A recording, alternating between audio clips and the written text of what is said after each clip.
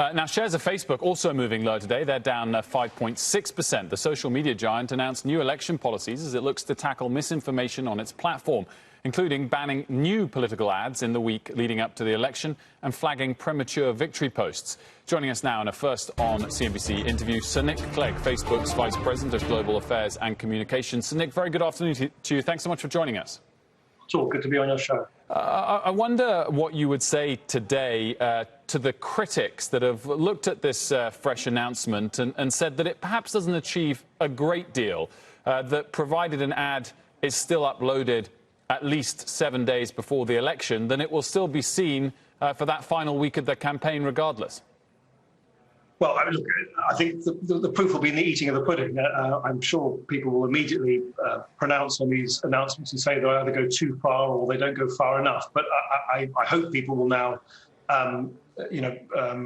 judge us by the actions and the way we enforce these policies. They're pretty unprecedented, and they're unprecedented because we're living in unprecedented times. This election is like no other, at a time like no other, and the range of measures we've set out today, from limiting the number of messages you can forward on Messenger to labeling posts from candidates where they prematurely declare victory, or removing content which says that you'll get COVID if you vote in a particular way, and adding much more prominent and sort of aggressive labels, if I can put it like that, on posts that seek to delegitimize the whole election. These are big changes. On the ads that you talked about, the reason why we're doing this in the last week is that in the last week there isn't just time for the back and forth. One candidate says one thing, then the other candidate can reply, and you get the scrutiny that you want to in open democracy. The reason we're putting these guardrails in for the last week is because if someone runs an ad at the last minute, which is either very misleading, very polarizing, and so on,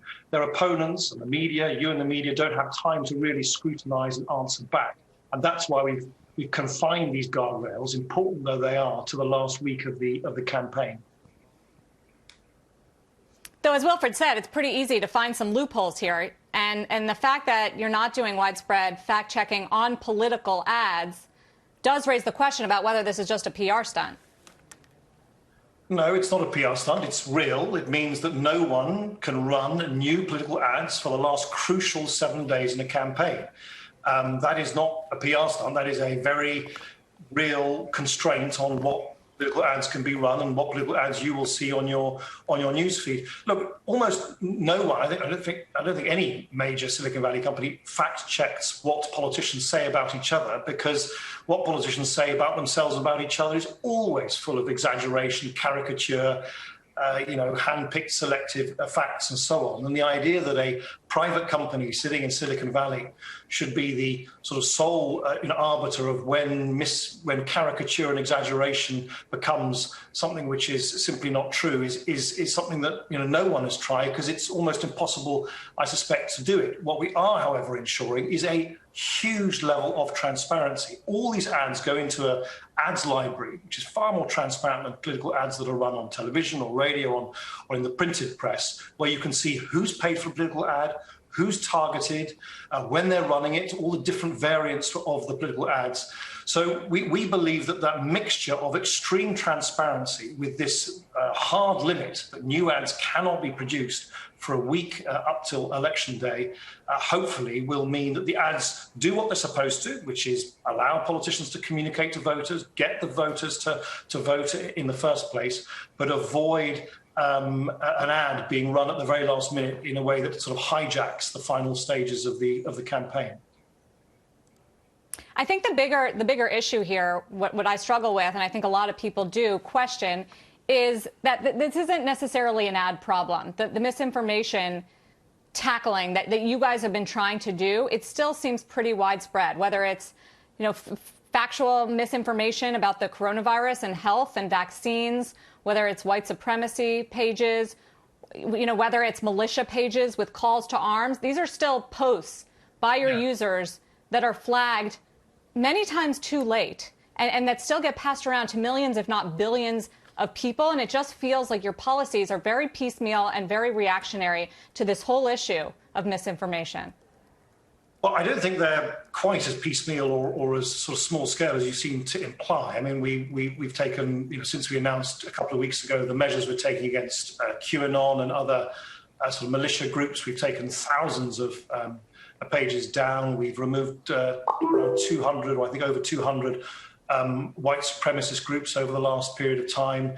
We have removed or labelled millions of items of content related to coronavirus, as well as, by the way, directing over 2 billion people around the world to authoritative information on coronavirus. That's something, by the way, we're mimicking through a voter information centre, which you will see on Instagram and Facebook pretty well every day at the top of your feed, providing people with reliable information. But of course, I accept to you, on a platform where I think on an average day you have over 115 billion messages, yes, I totally accept that sometimes we don't react fast enough on an individual piece of content. We're getting better and better using machine learning and AI systems to do so. But I think to say that it's piecemeal or not ambitious, I think would be an unfair characterization of what Facebook is doing right now.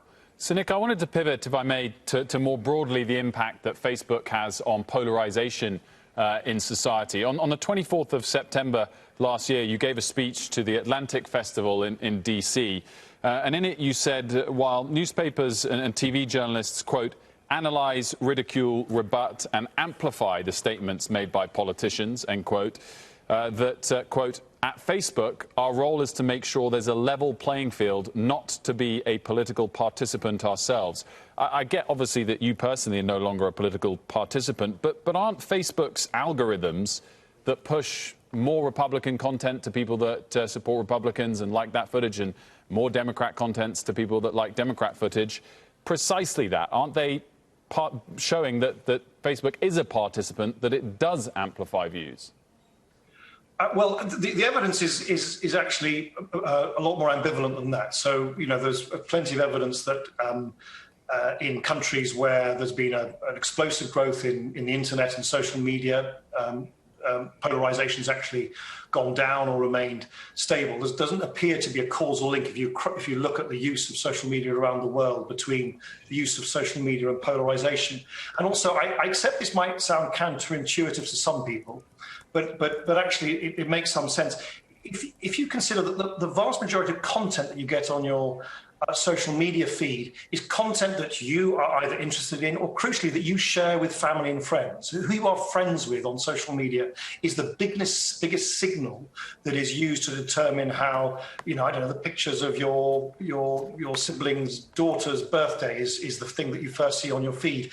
And generally what we find is that people's friends have a fairly mixed view, for instance, fairly mixed political views, in many ways more mixed and more diverse ideologically on your news feed than the same readers of the same, often what can be quite partisan newspaper. So I totally accept that there needs to be more research, and we announced at the beginning of this week that we are working with independent researchers across the United States for the first time ever, and it's an unprecedented research project so that they will have access to Facebook data to really try and establish this time round in 2020 what the effect of social media is on voter behaviour.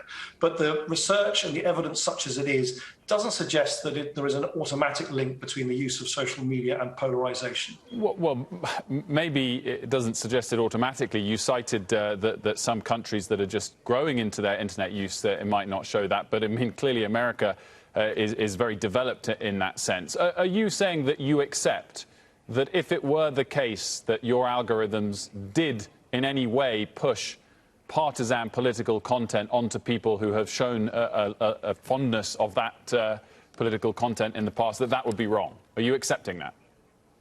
I think we're accepting that we want to try and make sure that people, of course, see stuff that they're interested in, that they engage with, that they find rewarding and enjoyable, and we eliminate on a huge scale. I mean, we remove millions of fake accounts a day.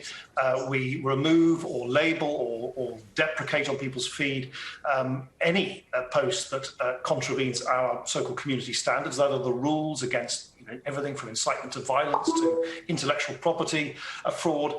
So of course, we constantly try and get that balance right. And where we get it wrong, we constantly update.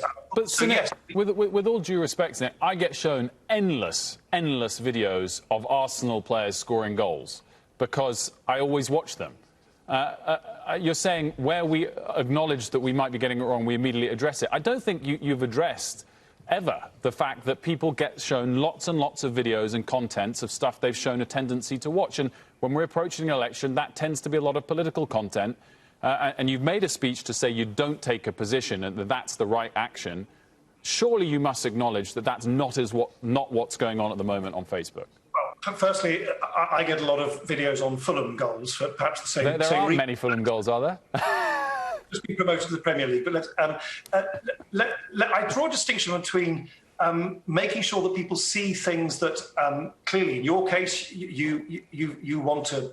You're an Arsenal fan, I take it, so that therefore you engage with that content, so you get more of it. I think we're quite open about the fact that your news feed is clearly seeking to try and make sure that there is content, whether it's about your friends' holiday or your family celebrations, or whether it's Arsenal goals, are prominent enough in your news feed that you get to see them. Because the algorithm, in a sense, is trying to just deal with a very simple problem, but quite complex to solve, which is this, that there is an infinite amount of things that you could do as you scroll down, you could look at as you scroll down your news feed, but there's only so much time, a few minutes at a time sometimes, that you're actually looking at your news feed. So what is, of course, ranked higher is tremendously important. And of course, the friends you have and what you've engaged with in the past, we're quite open about that, is a reasonable signal. I think that's quite different to saying that we as a company do not believe it is our role as a private company to take a political stance in the political debates that happen on our platform, just as they do in any other communication medium.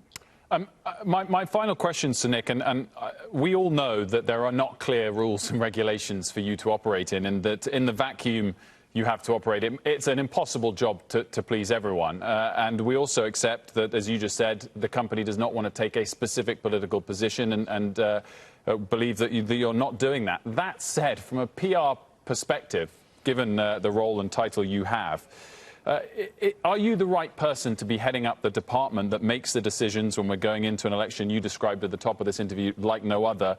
When you tweeted in July 2018, he, referring to Donald Trump, dislikes everything I believe in and believes in everyone I dislike. Well, look, I was the leader of a major political party called the Liberal Democrats. So I can hardly bury my own political views that I held over 20 years in public life. But I am perfectly capable of, otherwise I wouldn't be doing this job and I wouldn't have volunteered to do it, to be able to distinguish my own political views from that of what Facebook corporately does. And I don't inflict my political views, no individual does. We try and build systems which are coherent, which are objective. I agree with you, by the way, very strongly that in the long run, many of these issues shouldn't actually be decided upon by companies like Facebook, or indeed by people like me in Facebook at all. In the end, issues about the relationship between social media and elections, for instance, this fraught issue about how political ads should and shouldn't be run, when they should and shouldn't be run, it would be far more preferable if those were rules that were established by lawmakers in legislatures around the world, democratically accountable to their own voters. And I do believe that in 10 years, or over the next 5 or 10 years, we will see new rules of the road established by governments. And that's only right and proper. It's only right and proper that what is a relatively young industry, Facebook's only been around for 15 years or so, that over time, like almost any new technology, that it takes a bit of time for the rule makers, if I can put it, to catch up. And I believe that's exactly what's going to happen over the coming years. My final question also is a PR-related question, Nick. Do you feel that Facebook has gone far enough, because a lot of people don't, in terms of recognizing some of the damaging effect it's had on society with regard to spreading hate and misinformation and all these issues we've been talking about? Do you feel like the response has really been robust enough? The Stop Hate for Profit movement, where loads of corporations that we cover every day pulled their political ad spending, and the public responses were that you expect them to come right back. No, I don't think that's fair. I think the response has been a lot more than that. I mean, look, I can only point you to objective organisations. I mean, if you look at the recent report issued by the European Commission, they were very clear, having compared the way that we deal with hate speech, Facebook deals with hate speech, compared to other platforms, Twitter and YouTube and so on, that we are in the lead in terms of identifying material. Certainly we now, and we publish every 3 months quite openly, how we're improving on going after hate speech before anyone reports it to us. We have transformed our ability to do so. Of course, there's always more to do. But if I look at what Facebook was doing back in 2016 at the last election, didn't have fact checkers. We were not. We didn't have the same sort of community standards enforced in the way that they are now. We were not removing hate speech on the scale that we were. We were not removing millions of fake accounts on the scale that we are now. In 2016, we didn't take down one what we call coordinated interference network, the sort of Russian-style networks. We've taken down 100 over the last 2 years. So do I think people will say that it's not enough? Of course, people always, and it's right that Facebook should be put under pressure. But is Facebook today in 2020 completely different to what it was in 2016? Yes, I think any fair person would say that it is. Nick Clegg, thank you for joining us. We appreciate your time. Thank you.